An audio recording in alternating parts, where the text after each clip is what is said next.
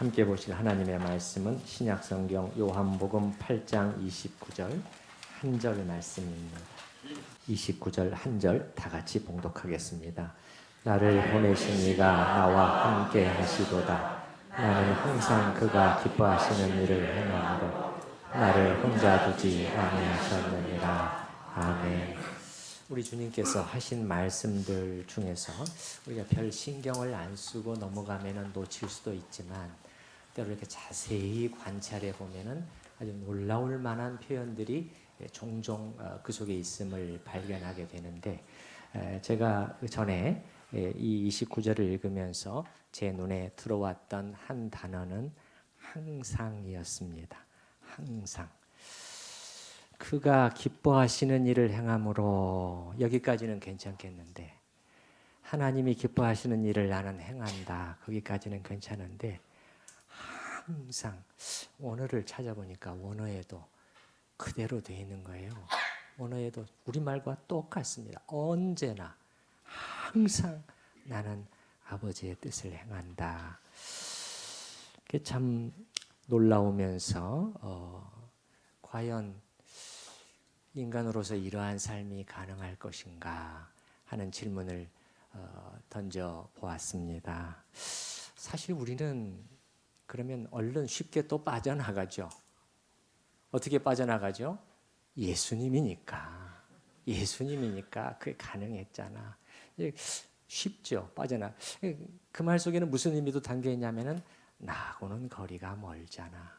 그러나 성경을 보게 되면 거리가 멀다고 하지 않고 매우 가깝다, 그렇게 사실은 말씀하고 있어요. 여러분, 여기 말씀을 여러분 펴놓으시고 한 말씀만 오늘 보도록 하겠습니다. 뒤에 로마서 8장으로 잠깐 가보도록 하겠습니다. 제 성경으로는 250페이지인데요. 로마서 8장 28절 말씀, 28절부터 잠깐 보십시다.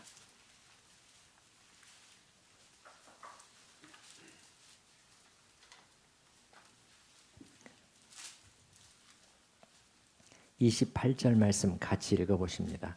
우리가 알거니와 하나님을 사랑하는 자 곧 그의 뜻대로 부르심을 입은 자들에게는 모든 것이 합력하여 선을 이루느니라. 아멘입니다. 참 좋아요. 여기까지는 좋은데, 그러나 그 다음 절도 우리가 좋아해야 되죠. 29절을 보시면은 또 같이 읽어보십시다.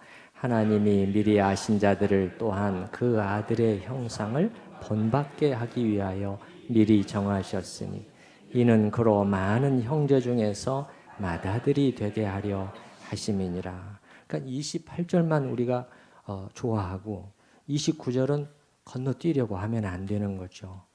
예, 우리가 28절에 하나님을 사랑하는 자, 그 뜻대로 부르심을 입어서 모든 것이 합력하여 선을 이루는 자들은 또한 29절도 해당이 된다는 거예요.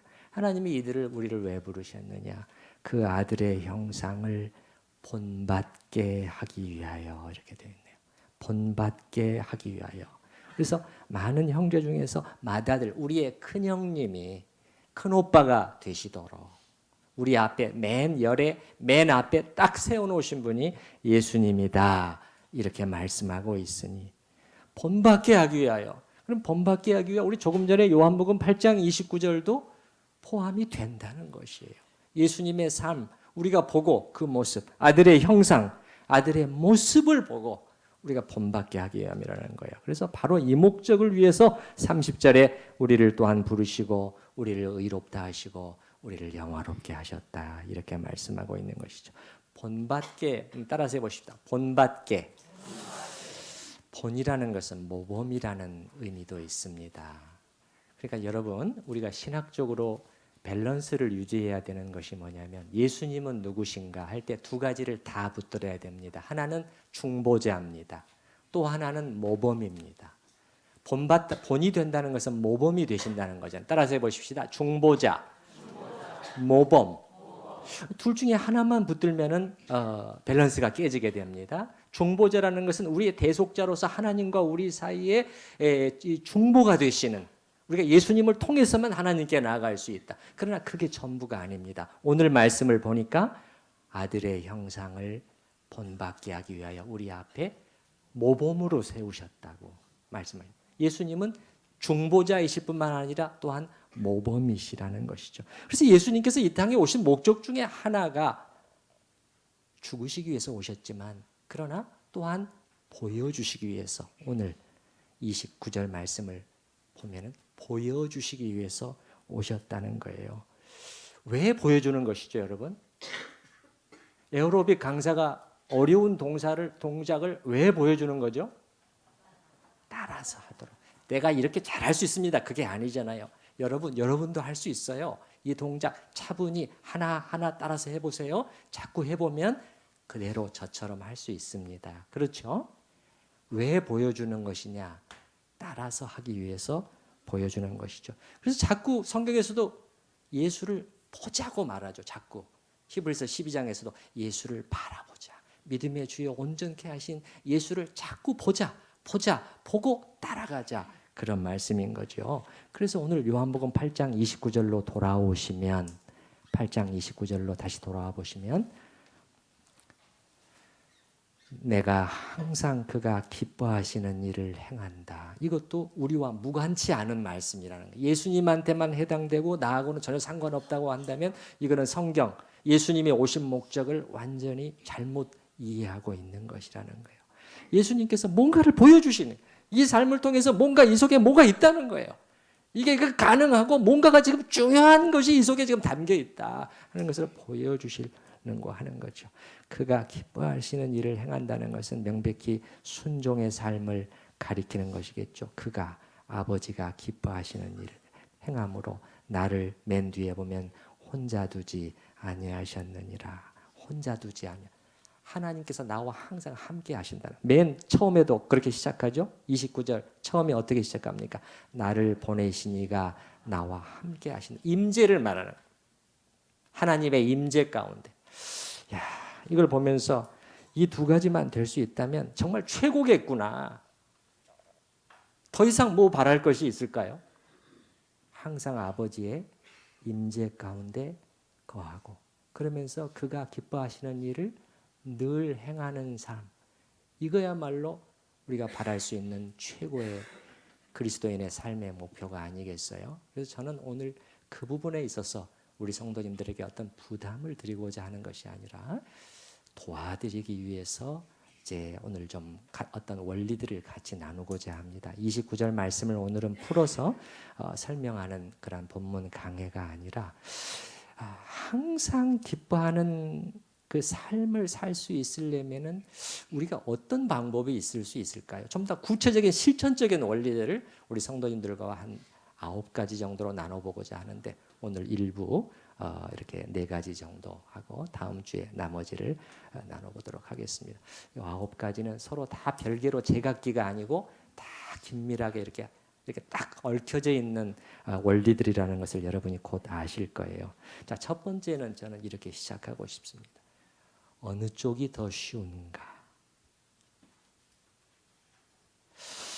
어떤 분들은 오늘 설교 제목을 보시면은 항상 순종하는 삶의 비결 보시면은 벌써 뭔가 부담과 더불어서 약간의 거부감. 아니 이건 뭐야?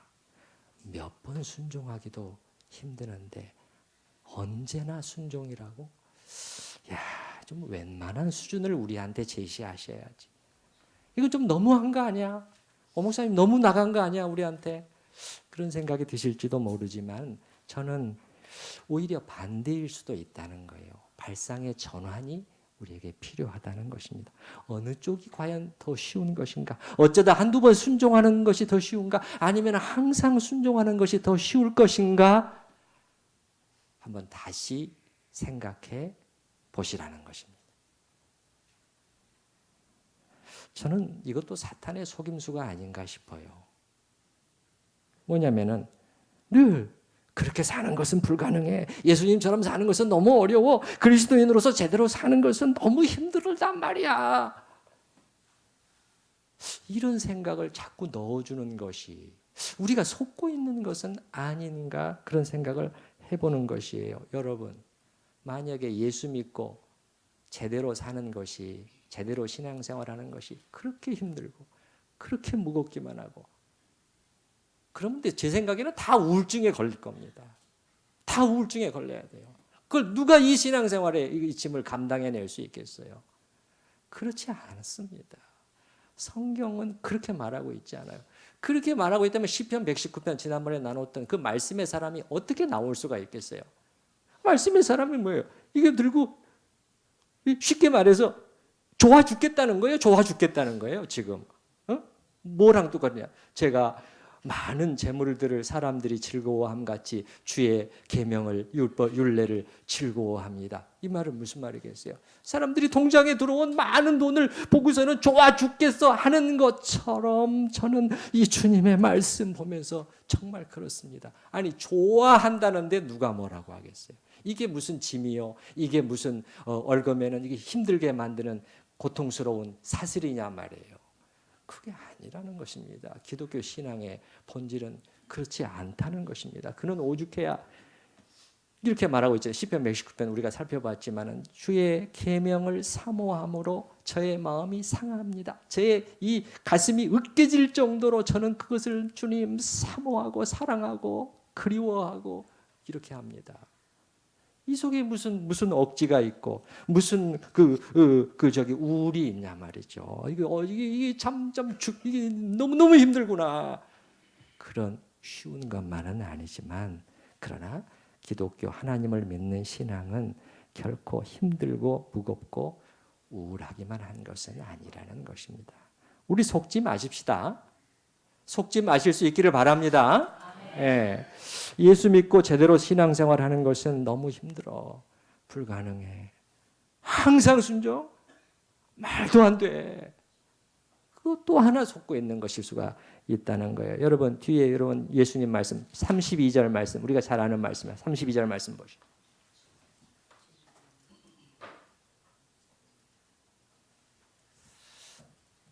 (32절) 말씀 같이 한번 읽어보십시다.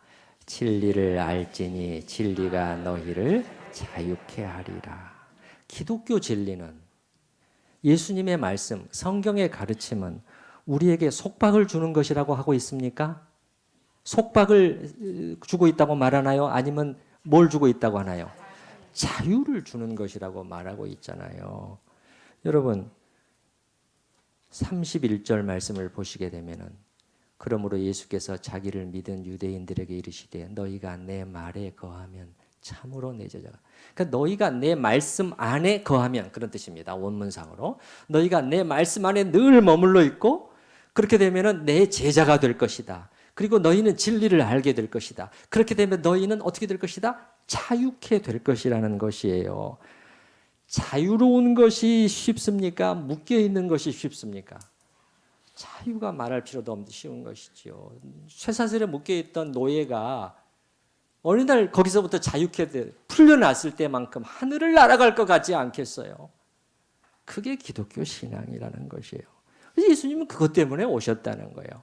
그것 때문에 말씀을 주시는 거예요. 36절 말씀 또 같이 읽어보십시다. 그러므로 아들이 너희를 자유롭게 하면 너희가 참으로 자유로우리라. 나는 자유케 해주려고 왔다고 주님 말씀하시고 묶고 속박하고 힘들게 만들고 그렇게 하기 위해서 왔다고 하지 않으시는 거예요. 여러분 다시 한번 생각해 보시기 바랍니다. 다시 한번 생각해 보시기 바래요. 뭐 어쩌다가 몇 차례 순종하는 거, 늘 하나님 뜻 무시하고 불순종하는 가운데 살다가 몇 번 막 결심하고 그냥 해서 하는 거하고 순종하는 거하고 항상 순종하는 삶을 사는 것과 어느 쪽이 더 쉽겠는가? 우리 생각과는 반대일 수가 있다는 것을 여러분이 아셔야 된다는 거예요. 전에가 언젠가도 제가 말씀드린 적이 있었는지 모르겠습니다만 냉수 마찰을 평생 30년 동안 매일 아침 일찍 일어나서 해온 사람. 어느 날 결심을 해가지고 내가 한 달에 3번 하겠다. 5시에 일어나서 나는 10일, 20일, 30일 한 달에 3번 하겠다. 어느 쪽이 더 어려울까요? 한 달에 3번 하는 사람이 더 어려운 힘드는 것입니다. 매번 하는 사람은 오히려 어렵지 않은 것이에요. 항상 순종하는 삶. 그래서 제가 첫 번째 원리는 항상 순종하는 삶을 너무 어렵게만 생각하시지는 말라는 것입니다. 두 번째는 뭐냐면 항상 순종한다는 것은 순종의 틀을 형성하는 것이라고 여러분께 말씀드리고 싶습니다. 순종의 무엇을? 틀. 틀이라는 것은 프레임이죠. 고정된 프레임입니다. 청교도 존 오웬이 이 틀이라는 단어를 신앙과 관련해서 많이 사용하는 것을 보고 저도 배우게 되었는데, 그러면 신앙과 관련해서 틀이라는 것은 뭡니까? 이렇게 물어본다면 저는 이렇게 정의하고 싶어요. 반복적 훈련을 통해서 우리 안에 형성된 하나의 영적 경향성이라고 저는 말씀드리고 싶습니다. 자, 다시 한번 정의를 내려볼게요. 저 나름대로 정의를 내린 거예요. 반복적 훈련을 통해서 우리 안에 형성된 하나의 영적 경향성이라는 것입니다. 경향성이 형성되었기 때문에 어떻게 됩니까? 늘 그 틀로 돌아오려고 하는 힘이 작동을 하는 거예요. 그 사람한테는요. 경향성이 형성이 되면 그래서 좋은 것입니다. 잠시 딴 데로 벗어날 수 있어요. 잠시 틀을 벗어날 수가 있습니다. 그러나 복원력이 있습니다. 복원력. 그 틀 속으로 다시 돌아오려고 하는 복원력이 있다는 거예요. 우리가 말하는 순종의 삶도 마찬가지라는 것입니다. 일단 순종의 틀이 형성이 되면, 항상 순종하는 훈련을 통해서 순종의 틀, 경향성이 형성이 되면 어떻게 되는 거예요? 때로는 넘어지고 불순종할 수가 있습니다. 여러 가지 이유 때문에. 그러나 어떻게 되는 것입니까? 이 복원력이 있기 때문에 틀로 빨리 돌아오는 거죠. 빨리 다시 순종의 틀로 돌아오는 것입니다. 그러나 어떤 경우는 반대일 수도 있어요. 늘 불순종 가운데 살게 되면 어떻게 되는 거예요? 불순종의 틀이 형성이 돼버립니다. 불순종의 경향성이 그 안에 형성이 돼버려요. 그러면 어떻게 되느냐? 반대가 돼요. 어떤 자극을 받고 내가 이렇게 살아서는 안 되겠어. 안 돼. 결심을 하고 합니다. 하나님의 뜻대로. 그러나 쉽지 않은 거예요. 왜냐하면 내 안에는 불순종의 틀이 형성이 되어 있어요. 그래서 그냥 그 자극이 사라지면은 다시 돌아가 버립니다. 다시 옛생활로 금방 돌아가 버리는 참으로 불행한 일인 것이죠. 제가 방금 말씀드릴 때 틀은 그러면 어떻게 형성이 되는 것이냐 기억하시는지요?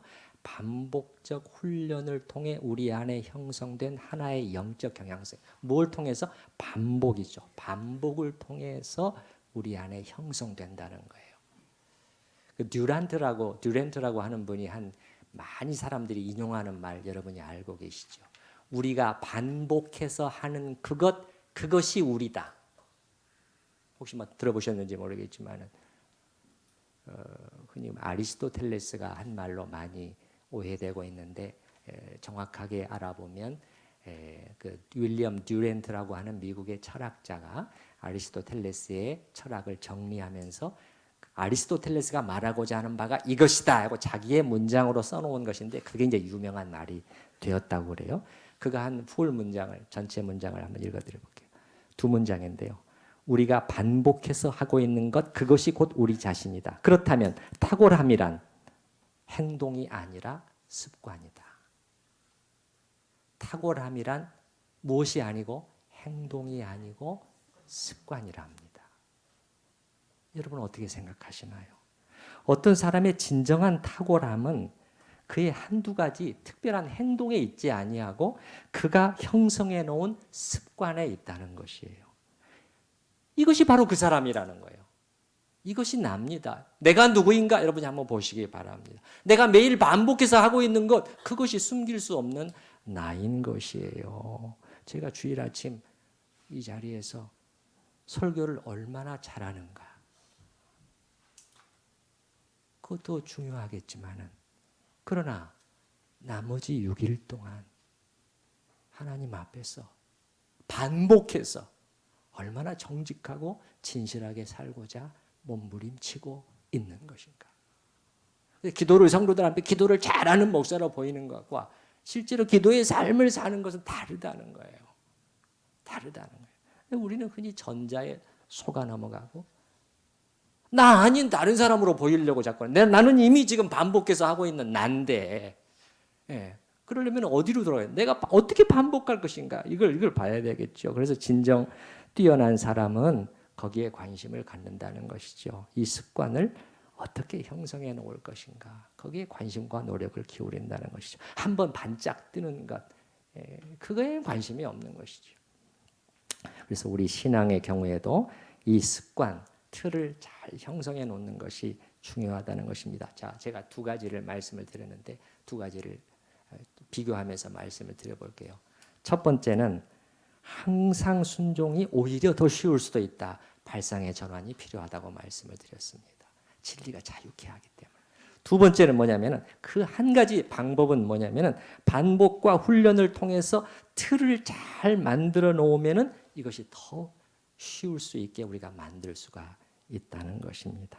자, 세 번째는 뭐냐면 항상 순종하는 삶이란 실수 없는 완벽을 말하는 것이 아니고 항상 순종하는 목표를 세우고 이 목표를 향해 달려가는 것을 말한다는 것입니다.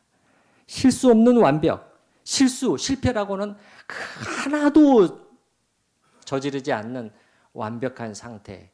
그래서 흔히 이 항상 순종하는 삶을 말하면 금방 나올 수 있는 말이 그런 완벽한 사람이 어디 있나? 물론 없죠. 아무도 없어요. 누구 외에는? 예수님 외에는 아무도 없어요. 그 하나님의 사람들이라고 했던 사람들도 사실은 넘어졌다는 것을 우리는 알고 있잖아요. 넘어지지 않는 사람을 우리가 성경에서 찾아보기 어려울 정도. 아브라함, 아내의 문제. 모세, 우리가 지금 수요일 날 보고 있습니다만은 그렇게 들어가고 싶었던 가나안 땅을 못 들어가게 된 이유. 그의 실수가 있었죠. 다윗, 수제자라고 하는 베드로, 다 우리는 실수가 없는 완벽을 말하는 것은 아니에요. 더군다나 그들과 비교했을 때 우리는 또 얼마나 초라합니까? 어쩌다 한두 번이 아니라 늘상 실수하고 넘어지고 그런 것이 우리들 아닙니까? 그 사실이에요. 그 사실이죠. 그러면 그렇기 때문에 어떻게 해야 될 것이냐는 거죠. 성경은 우리한테 어떻게 하라는 거냐는 거죠. 아예 포기하고 접어버릴 것인가? 그냥 대충대충 살다 갈 것인가? 제가 지난 주일에 제가 최근에 좀 두 가지를 연습하고 있습니다. 말씀드린 적이 있었죠. 하나는 뭐냐면 주님을 계속 찾겠다. 주님과 끊어지지 않겠다 하는 것을 한 가지를 연습해 보겠다는 거예요. 두 번째는 고린도후서 5장에 나와 있는 것처럼 매일 매순간 나의 목표를 주님을 기쁘시게 하는데 한번 놓아보자. 나의 행복이니 뭐니 나의 뭐 위로니 뭐 그런 거 아니고 주를 기쁘시게 하는데 그렇게 했을 때 제가 잘 해내기만 할까요? 이게 도달하기 어려운 목표인 것은 사실이거든요. 도달하기 어려운. 지난주간만 해도 잘 해낸 것만 같지는 않아요. 그렇지만 아예 그런 목표도 세우지도 않고 그냥 뭐 어차피 안 돼. 그냥 성도들 보이는 데서만 잘하는 척하고 그냥 접어버리고 그냥 적당히 살고 뭐 설교만 잘하고 그냥 교회만 좀 부흥시키면 되는 것이지. 그렇게 하는 것과 자주 실패하지만은 이 목표를 세우고 부단히 제가 전진했을 때와 제가 또 갔겠어요? 또 갔겠습니까? 다르지 않겠어요? 그래서 성경을 찾아보니까 성경에서도 우리의 목표는 매우 높게 잡아야 된다는 거예요. 물론 이 땅에서 완벽한 삶을 사는 것은 불가능하겠지만 그러나 완벽하다고 할 정도로 그 목표를 세워야 된다는 거예요. 그거에 대한 성경이 분명해요. 그래서 예수님께서 말씀하시기를 너희가 너희에게 잘해주는 사람한테만 잘해주면 안 믿는 사람들과 무슨 차이가 있냐. 예수님께서 이 말씀, 너희에게 인사하고 너희 밝게 대해주고 친절하게 대해주고 그런 사람들한테 잘해주는 거 그건 다 잘할 수 있어. 그럼 하나님은 어떻게 하시지? 비와 해를 의인과 악인에게 다 비춰주시면서 하나님이 인내하시면서 원수도 사랑하시잖아. 예수님의 십자가가 그걸 말해주는 거잖아요. 그러시면서 예수님이 가르치신 것이 뭐예요? 그러므로 마태복음 5장 하늘에 계신 너희 아버지의 온전하심과 같이 너희도 온전하라. 그냥 어떻게 뭐 어떻게 바꿀 수가 없어요. 주님의 말씀이 너무도 선명한. 완전하라 그렇게 말씀하신 것은 아니고 온전하라고 말씀하신 것이지 아니에요. 온전이라고 번역을 했을 따름이지. 예, 원어에서는 완전이에요. 그렇기 때문에 영어 성경에서 전부 다 perfect로 번역을 해놨어요. 그러므로 너희는 perfect 해라. 그렇게 말씀하고 있다니까요. 이것이 우리의 목표라는 것이에요. 그러면 우리도 순종에 있어서도 항상 이건 불가능해 보일지 모르지만 그러나 그 목표를 우리가 세우고 기도하면서 성령의 도우심을 구하면서 내 힘으로만 안 된다는 것을 알기 때문에 부단히 경건에 이르기를 연습해 나갈 때 조금씩 앞으로 나가게 된다는 것이에요. 달라지게 된다는 거예요. 여러분 생각해 보세요. 지금 2명의 신자가 있습니다. 그러면 한 사람은 그런 거 다 포기했어요. 다 접었어요. 나는 지금까지 하던 대로 그냥 살다가 갈 거야. 이게 한 명의 신자가 있어요. 또 한 명의 신자는 하나님의 말씀에 감화를 받아서 그래. 쉽지는 않지만 어떤 높은 목표를 세우고 이렇게 시작했단 말이에요. 그래서 오늘, 내일, 모레, 1년, 2년 계속했단 말이에요. 그러면 몇 개월 내에는 잘 안 보일 거예요. 그러나 10년, 20년이 지난 다음에는 그 차이가 결코 작지 않게 된다는 것이에요.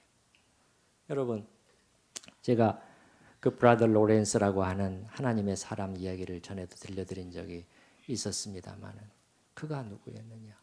저 수도원 저 구석에 그것도 부엌에서 주방에서 평생 요리하고 설거지하고 빵 굽고 그러다가 간 한 평수사에 불과했는데 그런데 그가 이거를 매일 실천했단 말이에요. 그것도 나이가 들어서 실천하기 시작해서 깨달음이 온 거예요. 나이가 들어서. 젊었을 때는 많이 실패했어요. 까다롭고 성격도 까다롭고 다리를 절었는데 그것 때문에 불평도 많고 그런데 나이가 많이 들어서 깨닫게 된 거예요.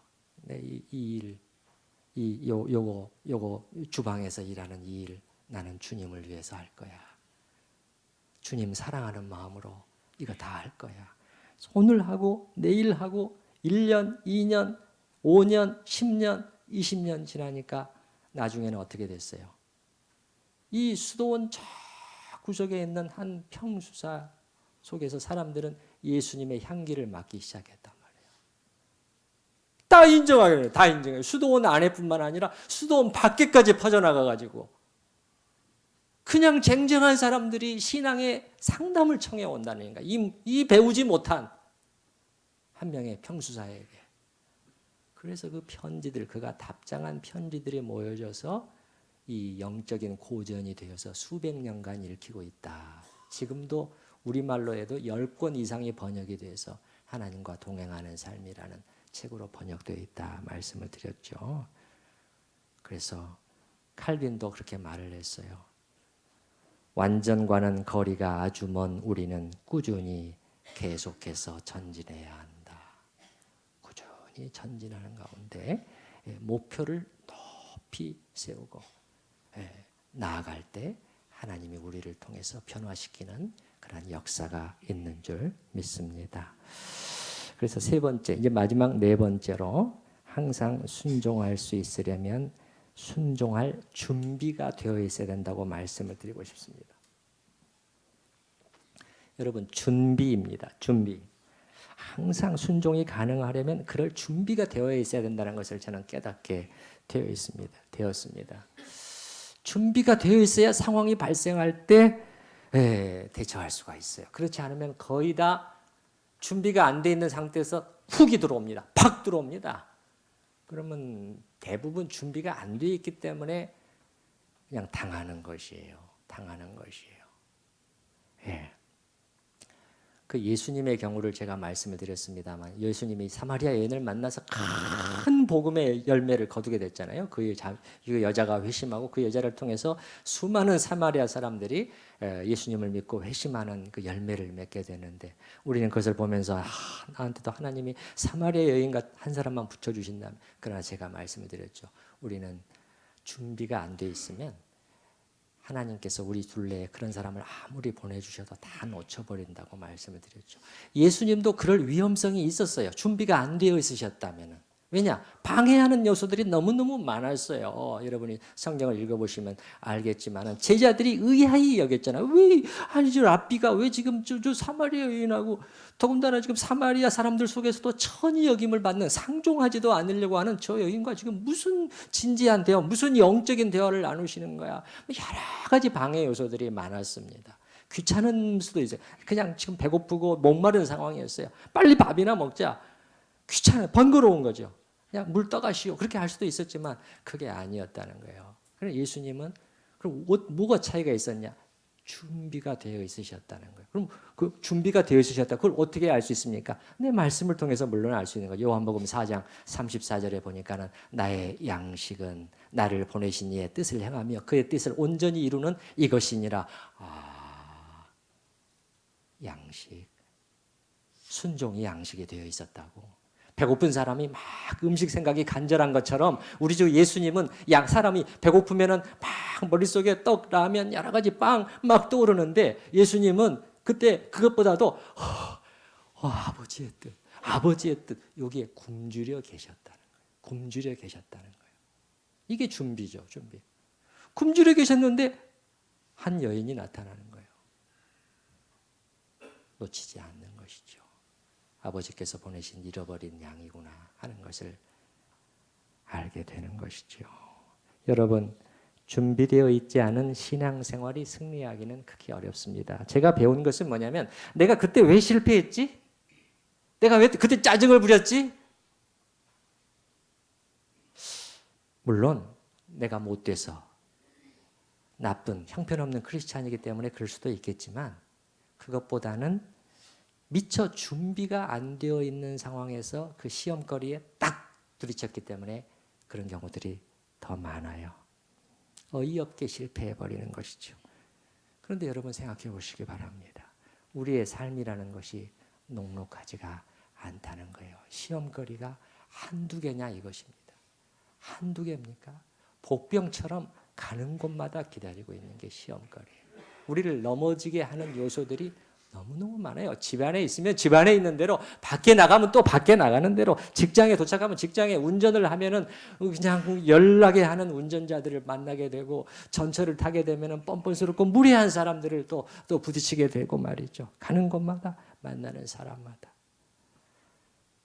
이런데 아무런 준비가 안 돼 있다가 그런 상황들을 만나면 실패하는 것을 피하기가 어렵다는 것입니다. 여러분, 다윗이 밧세바를 훔쳐보고 왜 무너졌을까요? 그토록 영민하고 훌륭했던 하나님의 사람이었는데 영적인 긴장의 끈이 그 순간에 풀려 있었던 것이에요. 그건 거의 확실해요. 가드를 딱 올리고 있었다면 아니네.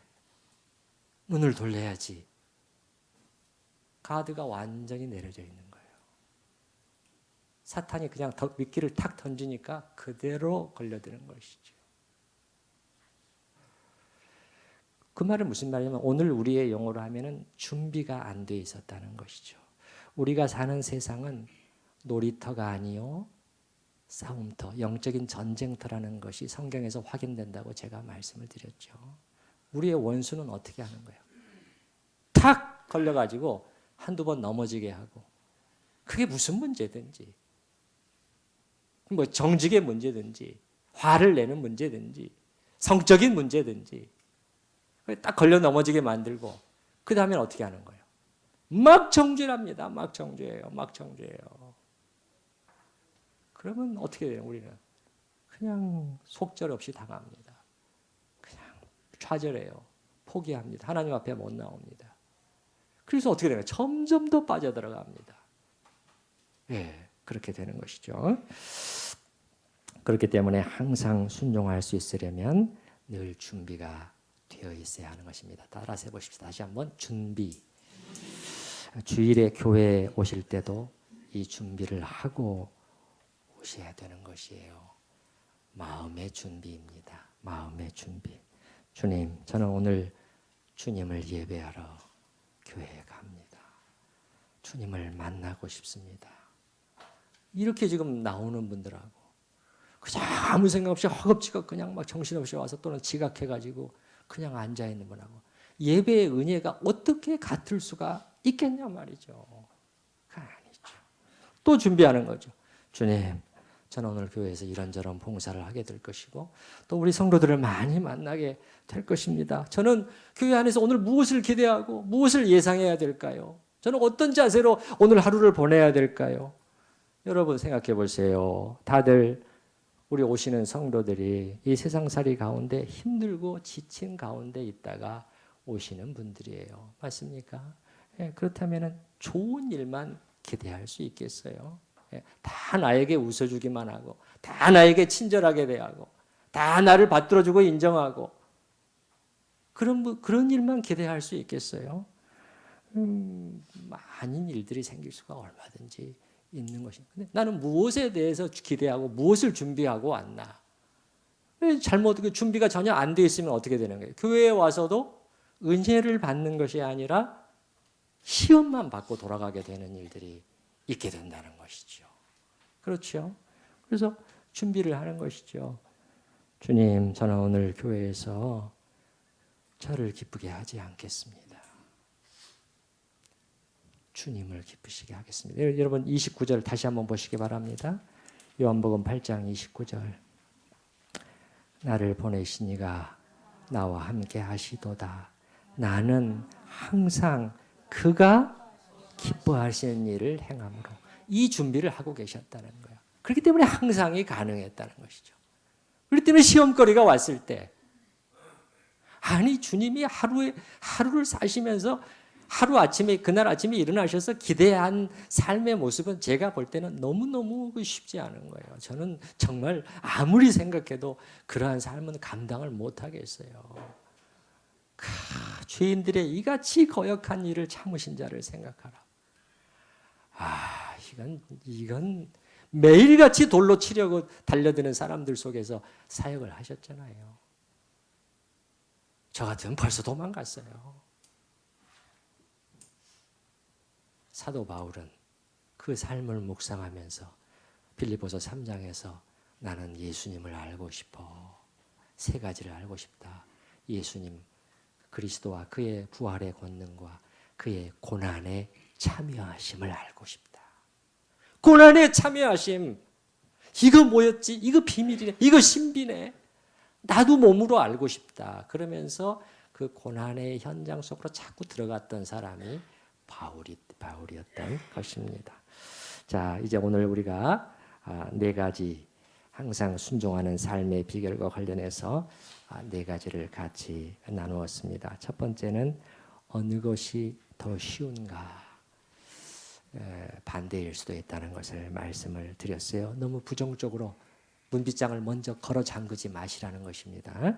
두 번째는 순종의 틀, 하나의 경향성이 형성될 수 있도록 하면 아주 쉬울 수가 있다. 그 과정, 그때까지는 힘들지만, 그때까지는 쉽지 않지만, 세 번째는 항상 순종하는 삶이란 실수 없는 완벽이 아니고 높은 목표를 향해서 부단히 하루하루 매일 매 순간 1년, 2년 전진하는 것이다.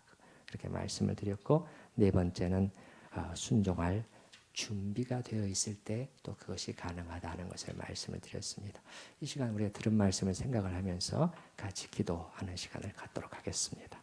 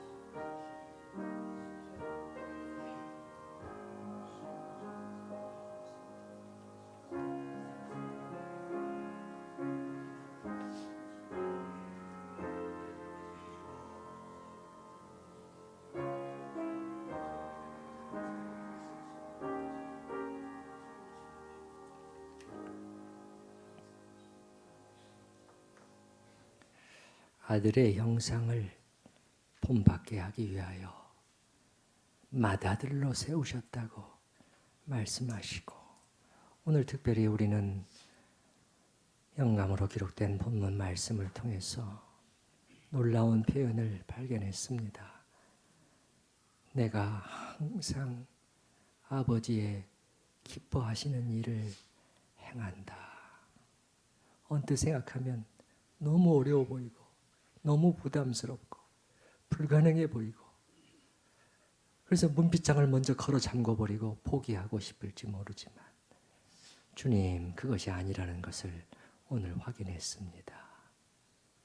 진리가 너희를 자유케 하리라고 말씀하시니, 자유와 생명을 주시기 위해서 오신 주님이신데 어찌 우리를 얽어매시겠습니까? 주님, 우리의 생각부터 먼저 바꾸게 하여 주시옵소서. 지레 포기하고 들어가는 그 사탄의 속임수에 넘어가지 않도록 도와 주시옵소서. 주님, 내가 항상 나는 순종한다 하는 이 속에 뭔가 주님께서 보여주시고 우리에게 말씀하시고자 하는 중요한 삶의 원리가 그 속에 숨어 있다는 것을 저희가 느끼고 있사오니, 주님의 이끄심에 저희가 반응하고 그리고 또 앞으로 믿음으로 나아갈 수 있도록 주님 붙들어 주시옵소서. 예수님의 이름으로 기도드립니다. 아멘. 찬송가 455장 같이 찬양하십시다.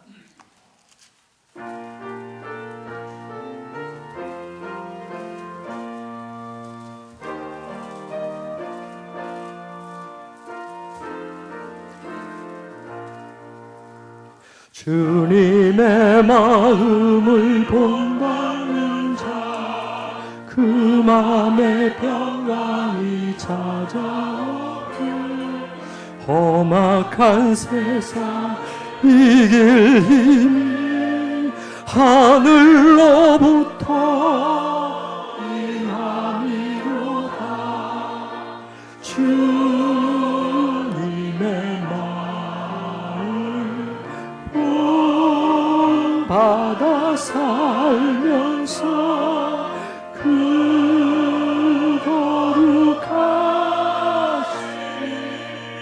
나도 이루리. 주 모습 내 눈에 안 보이며 그 음성 내 귀에 안 들려도 내 영혼 날마다 주를 만나 신령한 말씀을 배우도다. 주님의 마음 본받아 살면서 그 거룩하신 나도 이루리. 가는 길 거칠고 험하여도 내 맘에 불평이 없어지는 십자가 고난을 이겨내신 주님의 마음 본받으리라. 주님의 마음 본받아 살면서 그 거룩하신 나도